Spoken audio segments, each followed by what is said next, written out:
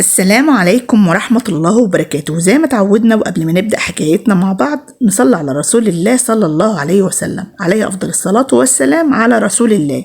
صاحبة الحكاية بعتلنا مشكلتها، بتقول: جبت ابن أختي يعيش معايا بعد وفاة أمه وأبوه، بس اللي عمله معايا وجوزي مسافر عمري ما تخيلته.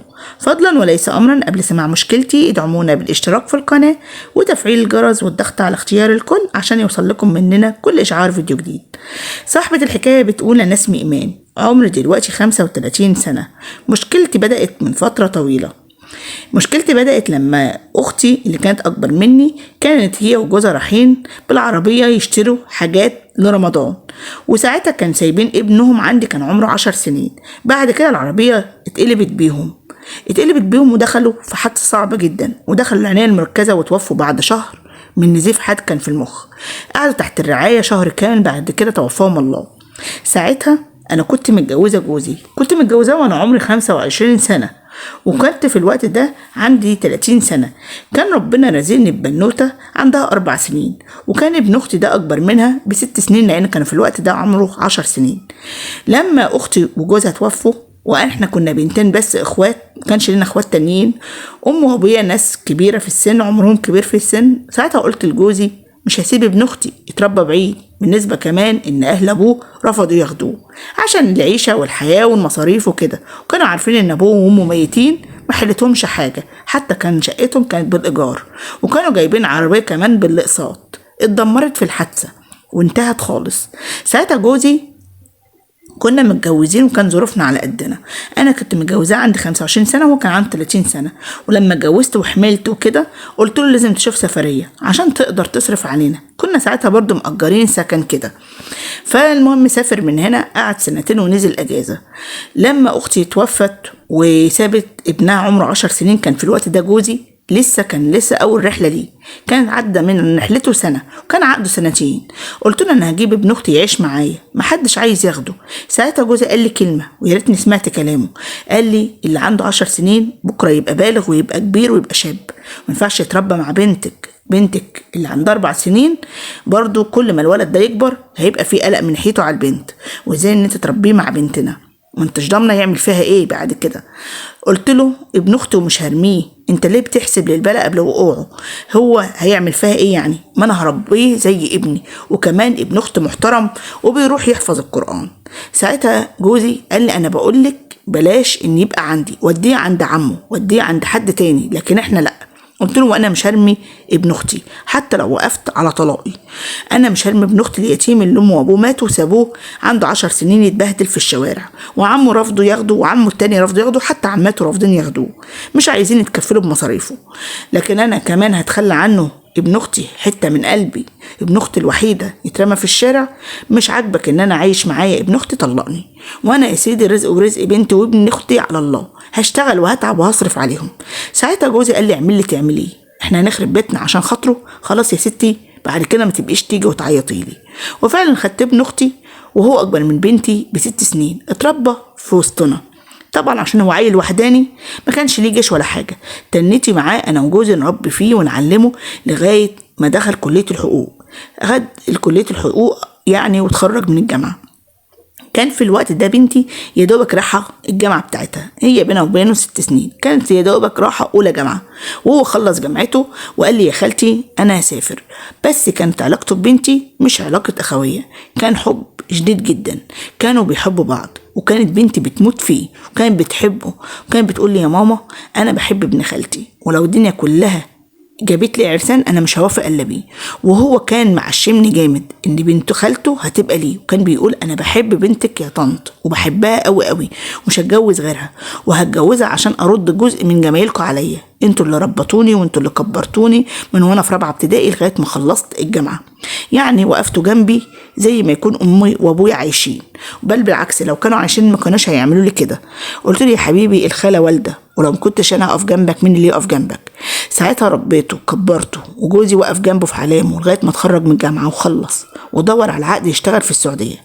راح جبنا له عقد. جوزي كان في الوقت ده كان في السعودية، راح دور له على شغل هناك وتعاقد ليه مع مكتب كده، وكانوا محتاجين محامي يمسك الإدارة بتاعة الشركة بتاعتهم، وجاب له العقد ودفع له الرسوم ودفع له الطيران وكل حاجة، وقال له تعالى يا ابني سافر. طبعا كان جوزي نفسه في حاجة يعملها الولد ده ابن أختي قبل ما يسافر، إن هو يطلب بنتي على الأقل يخطبها قبل ما يمشي أو يقرأ فتحتها أو يتفق معانا، لكن هو ما جابش سيرة الموضوع ده خالص. هو سافر وبنتي كان ساعتها في أولى جامعة، دخلت كلية تجارة، مجموعها كان بسيط، فدخلت كلية تجارة لأن مستواها العلمي ما كانش عالي قوي، أو ما كانتش شاطرة زي بعض البنات، فدخلت كلية تجارة، قلنا هي كلية والسلام، وهو معاه كلية حقوق. وبنتي كانت متلهفة عليه قوي، وكانت بتقول له اخطبني قبل ما تمشي، يعني حتى على الأقل اربطني بكلمة كده مع أهلي. قال لها ساعتها ان انتي لسه قدامك فترة طويلة، يعني قدامك لسه 4 سنين بالسنة دي، يعني لسه قدامك وقت على ما اكون نفسي واقعد 2 واجيب شبكتك وامهرك وادفع ساعتها مهر يليق بيكي. ساعتها بنتي اتعلقت بابن خالتها يعني فوق الحدود، ما كانتش بتشوف غيره، رغم ان بنتي ملك الجمال، وكان بيتقدم لها عرسان كتير قوي من وهي في اولى كلية، لكن كان كل عريس بيجي لها كانت بترفض. المهم بنتي خلصت الجامعة، وابن اختي قعد بدل الرحلة 2 منزلش فيهم ولا اجازة، وبالعكس جوزي كان في السعودية في نفس المنطقة اللي هو فيها، ما كانش بيسأل على جوزي ولا كان بيتصل عليه ولا يكلمه، كان بيكلمني من كل اسبوعين مرة، عاملة ايه يا خالتي، مش ناقصك حاجة، مش محتاجة حاجة اعملها لك، مش محتاجة حاجة ابعتها لك او اجيبها لك، زي عزومة مراكبية. وكنت حاسه ان هو مختلف قوي من بعد ما سافر. بنت خلصت الجامعه من هنا، وابن اختي لسه بقاله 4 سنين في السعوديه، ما نزلش ولا سنه اجازه، ولا فكر في خالته اللي هي امه اللي ربته العمر ده كله، ولا فكر حتى انه يطلب البت للجواز. كل ما يجي لها عريس بنتي تقف قصادي وتقول لي مش موافقه يا ماما. ابوها جاب لها اكتر من عريس من معارفه، لكن هي كانت بترفض وتقول انا لابن خالتي وابن خالتي ليا، وانا عمري ما هبص لواحد غيره. طبعا انا نسيت اقول لكم كمان ان انا بعد البنت خلفت كمان ولد. الولد ده يعني لسه في 3 ثانوي، خلفت بعد ما خدت ابن اختي معايا، وكانت بنت عندها 4 سنين، خلفت بعدها ب2 ولد. المهم ربنا اكرمني ببنت وولد وابن اختي، لكن انا لاحظت ان الولد من يوم ما سافر يعني أثر معانا جامد، لا بيسأل عنينا ولا بيبعت لي حتى حاجة، ولا بيجيب لي حتى عيد أمه، ولا بيسأل عليا، ولا أكن أنا خالته اللي أنا ربيته وشقيت عليه وكنت بتطلق عشانه في يوم من الأيام. المهم لما بنتي خلصت الجامعة وبدأ يجي لها عرسان وهو ما يتكلمش، طبيعي ان انا لما لقيته هو مقفل مش هتدلل على بنتي واروح اقول له ايه مش هتخطب البت ولا لا، ما كانش هينفع تيجي مني. هي بقى كلمته في الوقت ده وقالت له احنا بقالنا 4 سنين بنتكلم، رغم ان انت ما عدتش بتكلمني زي الاول، انت اخرك ايه؟ انا بيجي لي عرسان كتير وابويا مستعجل عليا، هتتكلم ولا لا؟ قال بكل بساطة وبكل قذارة وبكل يعني برود اعصاب او قله اصل، قال لها لو شايفه حد احسن مني ومناسب انا ما اقدرش اقف في طريق سعادتك، انت احسن مني بكتير وتستاهل واحد احسن مني. ساعتها الموضوع كان صعب جدا، موضوع نزل على بنتي زي ميه النار. لقيت بنتي صوتها عالي وهي بتعيط، دخلت اوضتها، مالك يا بنتي بتعيطي ليه، في ايه؟ قالت لي ابن اختك. قلت لها ماله؟ بقول له ان انت ليه ما اتكلمتش لغايه دلوقتي وانا خلصت وبيجي لي عرسان كتير، وبابا متضايق ان انا كل شويه ارفض عريس، ايه المانع ان انت تتكلم بقى وتاخد خطوه؟ ما انت بقالك 4 سنين بره. قال لو انت شايفه ان جايلك حد مناسب واحسن مني انا اتمنى لك الخير، وانت فعلا احسن مني بكتير وتستاهل واحد احسن مني، لو جالك مناسب مشي امورك. لا قال لي استنيني، ولا قال لي هكلمك، ولا قال لي هخطبك، ولا قال اي كلام. قلت لها لقيتني بقول لبنتي يا بنتي ما انا قايله لك كده من زمان، الولد ده من يوم ما سافر وهو شاف نفسه علينا وقطع علاقته بينا، وكأن مش احنا اللي واقفين جنبه لغايه اللي وصل له ده واحنا اللي مسفرينه. الواد ده قليل الاصل وشكله مش هيتقدم لك، وانت ضيعتي اكتر من عريس واكتر من فرصه جات لك، كام عريس يتقدم لك وانت ترفضي عشانه. وانا قلت لك الولد ده قلقني لانه ما بياخدش خطوه من يوم ما سافر. الواد خلص الجامعه لا تقدم لك، وقعد 4 سنين ما تقدملكيش، ولا بيبعت حتى فلوس يقول اشتري لي يا خالتي شقه، ولا بيقول لي مثلا جاب ايه ولا دخل ايه ولا اشترى ايه ولا مرتبه كام، ولا حتى بيقدرني بهديه عيد امه، ولا بيسال عليا ولا بيعيد عليا، كأن انا ربيته لله في لله ونكر الجميل، وانت اللي مضيعه مستقبلك. خلاص فوق لمصلحتك يا بنتي، ولو جالك عريس مناسب وافقي على الحال ما ترفضيش. هو الواد ده شكله كده شاف نفسه لما سافر ومسك قرش ومش ناوي ان هو يخطبك. ساعتها بنت عيطت قالت لي يا ماما بعد اللي احنا عملناه له ده كله، بعد وقفتنا جنبه، بعد ما احنا ربناه وكبرناه وادانا له شهاده وصفرناه كمان وفتحنا له باب رزق، يبقى بعد كده يعض الايد اللي اتمدت له؟ المهم قلت لها ولا تزعلي نفسك ولا تضايقي نفسك، لو جالك مناسب احنا هنوافق، وما عدتش تلغيه وتكلميه. فعلا بنتي سمعت كلامي واثرت منه في الكلام كاختبار. بنتي بعدت مرة عنه يعني اسبوع 2 ان الولد يكلمها ويقول لها انت ما بتكلمينيش ليه، رغم ان بنتي كانت في ال4 سنين بتكلمه على طول، لكن هو ما صدق ان هي قفلت الباب من ناحيته. طبعا ساعتها جوزي بقى ماسك فيا، مش ده اللي انت اتمسكتي بيه تربيه؟ مش ده اللي قعد بنتك جنبك طول العمر ده كله وترفض عرسان عشان خاطره والاخر استندله وما تقدم لهاش؟ مش ده اللي كنت تتحايل عليا وتقولي لي عشان خاطر اشوف لي سفريه يكون نفسه ده يتم ملهوش حد الا احنا؟ مش ده وفضل يلوم فيا ويعتب فيا ويقول لي انت اللي خربتي بيتي عليه، انت اللي كبرتيه، انت اللي صفرتيه، انت عارفه يا هانم سفريته دي مكلفين اكتر من 100,000 جنيه ما خدتش منه ولا جنيه. والاخر كنت بقول يلا اهو ابن اختنا وفي نفس الوقت هيبقى جوز بنتي وما اقف جنبه اهو البنت ومش لحد غريب. وفي الاخر طلع عيل واطي ونادل، ده هنا في السعوديه بقى له 4 سنين ما سالش عليا الا مرتين من يوم ما جه، وبعد كده ما بيرفعش السماعه حتى في اي مناسبه يقول لي كل سنه وانت طيب. عرفت ان انت اكلتينا لعيل ندل. المهم قلت له يلا اللي احنا عملناه احتسابه عند ربنا وربنا يوفقه بعيد عننا وخلاص، وهو لو نزل هقول له شوف لك مكان غير هنا بقى، وانت زي ما عرفت ان انت تعيش 4 سنين بعيد عننا وما تعتمدش علينا كمل مسيرتك لوحدك، كفايه ان احنا وصلناك للمرحله اللي انت بقيت فيها دي وبقيت راجل تقدر تعتمد على نفسك وحقك عليا. المهم شيء القدر، بعدها بكام شهر في 8 شهور بنتي يتقدم لها مهندس معماري من عيلة كويسة جدا في البلد، 1000 مين تستمناه، شاب زي القمر ما شاء الله، خلوق بيصلي فرض وابوه راجل محترم شغال في الاداره التعليميه، انسان كويس بمعنى الكلمه، الكل اللي بيقول عليه ما شاء الله من زينه الشباب. اتقدم لبنتي. بنتي طبعا كانت في الوقت ده مش قادره تتخطى ابن خالتها، حب عمر كبير مش حب صغير، حب لغايه 24 سنه من وهي عندها 4 سنين، يعني 20 سنه متعلقه بالولد.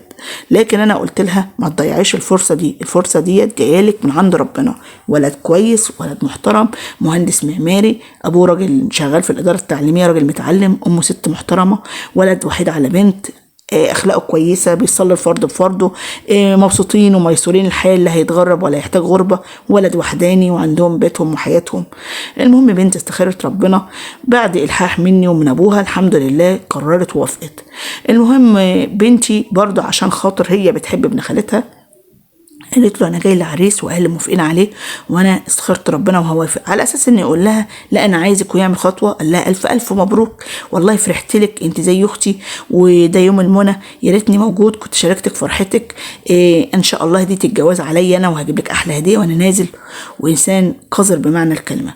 ساعتها بنتي عملت له بلوك نهائي بعد ما كان سايبه صفحه الصداقه بينهم وبين بعض، قامت عامله له بلوك، وافقت على العريس وهي مقتنعه ان ده انسان ندل من حقها ما تبكيش عليه. المهم جالها العريس واتخطبت، اتقرفت حيتها وجاب لها شبكه كويسه جدا، واتفقنا ان احنا هيبقى سنه خطوبه وقبل الفرح باسبوعين هنكتب الكتاب ونعمل القايمه بتاعتها وتتجوز. ونزل باباها على الخطوبه قرا فتحتها وجاب لها شبكتها وحضر المناسبه، والحمد لله العريس طلع انسان محترم جدا وانسان خلوق قوي قوي. وفي سنه كامله قدرت بنتي تتعلق بيه وتحبه وتحترمه ويعني وتتعلق بيه وتحس ان في مزايا كتير كان لازم ان هي تحبه عشانها. عدت السنة وكتبنا الكتاب والحمد لله عملنا فرح كبير قوي قوي وجهزناه احسن جهاز، والبنت اتجوزت ما شاء الله تبارك الله. اتجوزت وراحت بيت جوزها، ومفيش كام شهر كده وعرفنا خبر حملها ان هي حامل، كلنا فرحنا. وبعد كام شهر جابت لنا بنوتة زي القمر. عاشت بنت مع جوزها في راحة يعني نفسية جميلة جدا، قدر يعوضها، قدر يخليها تتخطى البني آدم اللي أنا ربيته لوجه الله وما تمرش فيه، قدرت تعيش حياتها ومملكتها والحمد لله يعني عاشت حياتها وكملت حياتها بسلام. جه بعد كده ابن اختي طبعا قعد 6 سنين حتى ما نزلش حضر فرحها ولا حاجه، وطبعا هو قطع علاقته بيا نهائي وقطع علاقته بجوزي وعاش لنفسه، وما نعرفش عنه اذا كان هو كويس هناك ولا بايظ ولا بيلم فلوس ولا ما بيلمش، ما نعرفش حاجه. بس فوجئت بعد 6 سنين ما قعد في الغربه ان نزل اشترى بيت ملك 4 ادوار باسمه، وحتى نزل الاجازه ما جاش سلم عليا، عاش حياته مع نفسه كده ولا اكن نعرف عنه اي حاجه. نزل اشترى بيت ملك باسمه، ده اللي عرفناه من جيرانه. وبعد كده قعد اجازة شهرين ورجع تاني سافر، وبعد كده نزل خطب واتجوز. بعد ما خطب واتجوز وكده، اللي حصل بقى ايه، ان هو قعد سنة متجوز فيها ما خلفش. بعد كده بعد كام شهر كده، بعد ما قعد سنة متجوز وما خلفش، خد مراته معاه السفر. المهم ان هي سافرت معاه، قعدت معاه سنة واتنين. المهم ربنا عوض عليه بولد معاق، يعني عنده إعاقة ذهنية. طبعا أنا كل ده بعرفه عن طريق الناس.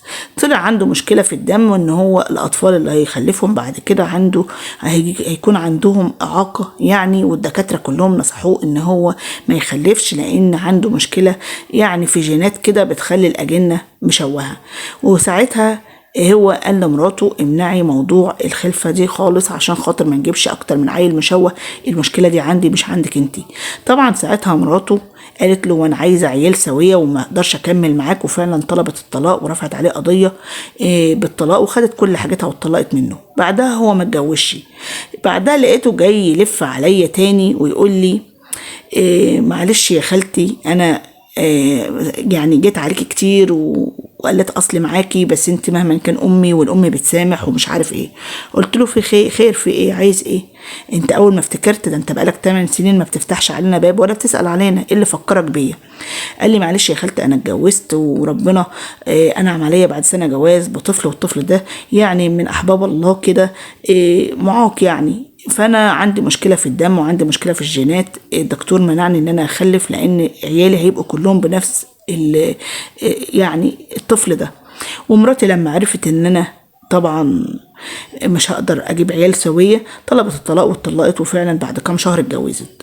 وانا دلوقتي بسافر وعامل هناك مشروع، والمشروع ده ناجح وما اقدرش اسيبه. والولد ده امه رافضه تاخده، وطبعا انا ماليش حد الا انتي، خديه ربيه. ساعتها قلت له يعني انت جايب لي ابنك اربهولك بعد السن اللي انا فيه ده والكبر ده، وانا ما شاء الله يعني انا كان عن اقل اربي احفادي، اربي لك ابنك. هو انا خدت منك ايه لما انا اربي لك ابنك؟ مش كفايه ان انا ربيتك وكبرتك وعلمتك وصفرتك، والاخر قلت باصلك معايا راجع لي تاني اربي لك عيالك؟ معلش انا اسفه، مش واخده ابنك ده وانا ماليش دعوه بيه. يا خالتي انت زي امي وانا ماليش الا انت، والولد ده معجزني ان انا اسافر ومشروعي هيخسر، وانا عملت مشروع هناك كلفني ملايين، وانا ما اقدرش اسيب المشروع ده، وامه رافضه تاخده، اهل امه مش عايزينك منه مستوي وكده، وحمله تقيل. وهي اتجوزت بقى وعايشه حياتها مع جوزها، فمش عايزه اشيل مسؤوليته. وانا دلوقتي مش عارف اعمل ايه في ابني لو فضل معايا هيعجزني ان انا اسافر وهيوقف حالي هناك، وانا هنا ما عنديش مشاريع ولازم اكمل مسيره المشروع اللي انا عملته، وده واقف حالي ما اناش عارف اعمل فيه ايه. ما لقيتش الا انت قدامي، زي ما طمر فيك ان انت تربيني عشان ابن اختك، ما جاتش عليه هو ربي لي وتكسبي فيه اجر، بالعكس هو مسكين ومحتاج اللي يرعيه. ساعتها قلت له لا انت ولا هو، انا لا مربيه حد، وابنك خده وامشي من هنا. انت كفايه ان انت صغرت بيا قدام جوزي وطلعت قليل الاصل معايا ومع بنتي، والحمد لله. يمكن انا كنت زعلانه بقله اصلك، لكن الحمد لله يمكن عشان نيتك ما كانتش كويسه، ربنا اراد ان بنتي تتجوز واحد وتخلف منه عيال كويسه الحمد لله، وهي معاها بنوته زي العسل وجابت كمان ولد زي القمر. يمكن انت تبطرك علاج ايه خير لبنتي، لكن انت من قله اصلك معايا صعب ان انا اقول لجوزي ان انا هربي ابن بنت اختي كمان اللي ربناها انا وانت وما تمرش فيه الخير وعض الايد اللي اتمدت له. فانا مش هتطلق بعد العمر ده كله عشان خاطرك، لو كان لك خير فيا كان بقى ليا وكان زماني يعني ربت لك ولدك، لكن انت ملكش خير في حد. اخد ابنك دلوقتي واخرب على نفسي، اسفه، روح شوف له دار رعايه، شوف له اي مكان ربي فيه. لكن انا جوزي حلف عليا لا اكلمك ولا ادخلك بيتي ولا ازورك ولا ودك ولا توديني من يوم ما انت اللي قطعت الصله وقطعت صله الرحم. سيبك من النسب والجواز ده، انت حتى ما تمرش فيك تقول ده انا زي امك وتعاملني زي الام زي الابن كده البر بامه وتسال عليا. عمرك ما سالت عليا، ويوم ما احتجت لي ويوم ما رجعت لي عشان انت محتاجني في مصلحه. عشان كده بقول لك الله يسهل لك، انا ما بربيش عيال حد، كفايه ان ربيتك لوجه الله واحتسبت كمان تربيتي فيك عند ربنا بس يديلي الاجر العظيم في تربيتي ليك. لكن عيالك وانت من النهارده انت ما انتش ملزم مني ولا عايز اعرفك ولا تعرفني. فطبعا مشى من عندي زعلان ومتضايق ان انا قابلت المقابلة دي، لكن انا من جوايا ضميري مرتاح. حتى بنتي لما عرفت قالت لي يا ماما انت لو كنت خدت ابنه ربطيه انا كنت زعلت منك وقطعتك للابد. وجوزي طبعا لما حكيت له الموضوع قال لي ده ما عندوش دم وانسان فعلا مصلحنجي وبتاع مصلحته، مش كفايه ان هو خد مصلحته مننا كامله، جاي كمان يبتزنا وياخد مصلحته في ابنه عشان هو يكوش ويلم فلوس واحنا نقعد نربي كمان في ابنه. هو كان طمر فيه الخير اللي عملناه فيه لما يطمر فيه ان احنا ناخد ولده كمان نربيه له. لا كويس، انت لو كنت قبلت ووافقت وقلت ابن اختي وزي الكلام قبل كده والله العظيم انا كنت طلقتك بالثلاثه. لكن ردك ده خلاكي تكبري في نظري وتعرفي يعني ايه الناس اللي تستاهل ان احنا نقف جنبهم نكمل المسيره معاهم، والناس اللي من نوعيه ابن اختك اللي قلات الاصل من حقنا نقطع علاقتنا بيهم نهائي. ودلوقتي انا قطع علاقتي بابن اختي طبعا هو لما انا رفضت ان انا اخد الولد. الموضوع ده عدى عليه اسبوعين، طبعا هو لسه ما سافرش وحيران بابنه وبيحاول ان هو يكلمني في التليفون، بأثر معاه وبيحاول ان هو يسيسني، بس انا رافضه تماما ان انا استلم الولد. هل ان انا كده غلطت يا جماعه ولا انا كده على حق؟ انتوا لو مكاني هتعملوا ايه؟ ارجو منكم الرد بالتعليقات على المشكله دي، وليا منكم جزيل الشكر. طبعا انا منتظره تعليقاتكم على مشكلتي وايه الصح اللي اعمله وايه اللي يرضي ربنا اعمله، ولا خليني ماسكه على رايي كده وعلى وضعي، لان هو فعلا ما يستاهلش الخير. الخير لاهل الخير مش للناس اللي قلات الاصل اللي زي ابن اختي. هي ربته يتيم لكن ما تمرش فيه. انا مسامحه في اللي انا عملت فيه، بحتسبه عند الله، لكن انا من النهارده انا ماليش دعوه بيه ومش شايله همه ولا هم عياله ولا هم العيل اللي هو جاي يفرضه عليا. انا لو غلطانه اكتبوا له في التعليقات، لو انا على حق ادولي رأيكم في التعليقات، لان انا محتاجة منكم رد كده يعني يقنعني اذا كنت انا على حق او انا بعمل حاجة تخالف ربنا او تزعل ربنا مني.